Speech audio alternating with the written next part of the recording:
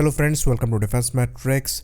तो आज के इस वीडियो में हम एक आर्ग्यूमेंट को डिस्कस करने वाले हैं जहां पर ये कहा जाता है कि आपको स्टेल्थ को काउंटर करने के लिए स्टेल्थ प्लेटफॉर्म नहीं चाहिए। ऑल्दो हम इससे डिफर करते हैं, क्यों करते हैं इसको हम विस्तार से डिस्कस करेंगे। यहाँ पर ये जो आर्ग्यूमेंट रखा गया है ये कितना वैलिड है और कहाँ पर हमारा डिसएग्रीमेंट है, ये सब इस वीडियो में चर्चा का मुद्दा बनेगा।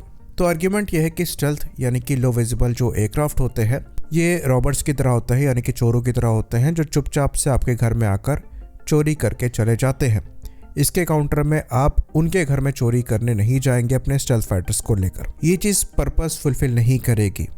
आपको उन स्टेल्थ फाइटर्स के या फिर रॉबर्ट्स के अटैक से बचना है, जिसके लिए आपकी तैयारियां स्टेल्थी एयरक्राफ्ट के अगेंस्ट होनी चाहिए, जिसके अंतर्गत ओवर द होराइजन रेडार्स का इस्तेमाल, उसके बाद बाइस्टैटिक रेडार्स का इस्तेमाल, ईओ सेंसर्स का इस्तेमाल किया जा सकता है जो कि पैसिव ट्रैकिंग करने में सक्षम है। तो इन कैपेबिलिटीज़ पर हमें ध्यान देना चाहिए ताकि हम इन स्टेल्थ एयरक्राफ्ट को डिटेक्ट कर पाएँ और इनके अटैक से बच सकें।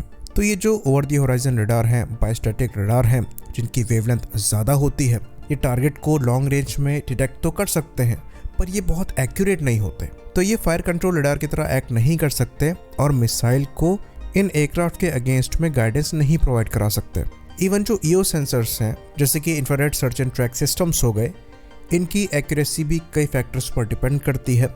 साथ ही साथ ये मिसाइल को एक हद तक गाइडेंस प्रोवाइड करा सकते हैं पर यहाँ पर भी रेंज लिमिटेशंस होती हैं। तो अगर आप मल्टीपल सेंसर्स को इस्तेमाल कर रहे हैं और ये पता लगा ले रहे हैं कि स्टेल्थ प्लेटफॉर्म इस जनरल डायरेक्शन में है, उसके बाद भी फायर कंट्रोल सॉल्यूशन प्रोवाइड कराने के लिए आपके पास कुछ नहीं है। इवन जो सरफेस लॉन्च्ड मिसाइल है, इनके रडार जब तक इन स्टेल्थ एयरक्राफ्ट को डिटेक्ट कर पाएंगे तब तक हो सकता है इन प्लेटफॉर्म से एंटी रेडिएशन मिसाइल छोड़ी जा चुकी हो जो कि इनके गाइडेंस सिस्टम्स को पूरी तरीके से बर्बाद कर दे। तो अगर आपको इन प्लेटफॉर्म के जनरल डायरेक्शन पता है तो फ़ायदेमंद सबसे ज़्यादा ये होगा कि आप अपने फाइटर प्लेटफॉर्म को उस डायरेक्शन में भेजें और कोशिश करें कि आपका जो फाइटर एयरक्राफ्ट है वो इन प्लेटफॉर्म्स को डिटेक्ट करके फायरिंग सॉल्यूशंस प्रोवाइड करा सके अपनी मिसाइल्स को, ताकि ये डिस्ट्रॉय हो पाए। तब इस केस में क्या होगा, जो सामने वाला एयरक्राफ्ट है वो स्टेल्थी एयरक्राफ्ट है तो उसको डिटेक्ट करने में देरी होगी। वहीं पर जो सामने स्टेल्थ एयरक्राफ्ट है वो अपने रडार को यूज़ करते हुए हमारे 4th जनरेशन एयरक्राफ्ट को, जिसका आरसीएस बहुत ज़्यादा लो नहीं है, पहले डिटेक्ट कर पाएगा और पहले मिसाइल फायर कर पाएगा, जिसकी वजह से हम डिसएडवांटेज की पोजीशन में रहेंगे।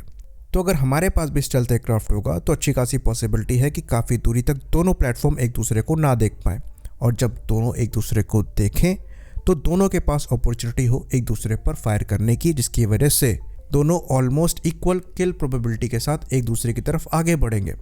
तो स्टेल्थ प्लेटफॉर्म आपको वहाँ पर एडवांटेज दे रहा है एयर टू एयर कॉम्बैट में। तो एयर टू एयर कॉम्बैट में 100 फैक्टर हो सकते हैं जिस पर आपकी विक्ट्री डिपेंड करे।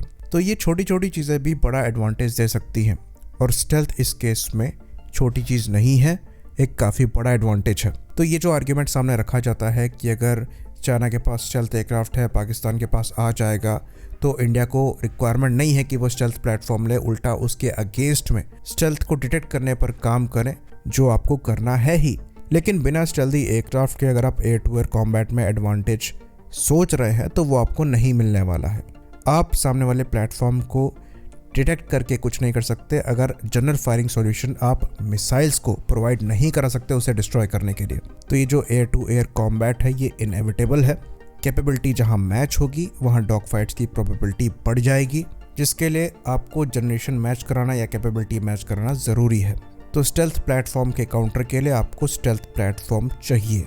तो अगर ये कहा जाता है कि पाकिस्तान अगर J-31 स्टेल्थ एयरक्राफ्ट ले लेगा तो उसके बाद हो सकता है इंडिया में पैनिक हो और हम बाहर से कोई स्टेल्थ एयरक्राफ्ट लें, तो ये पॉसिबिलिटी काफ़ी अच्छी एग्जिस्ट करती है और यहाँ पर पैनिक होना भी जायज़ है।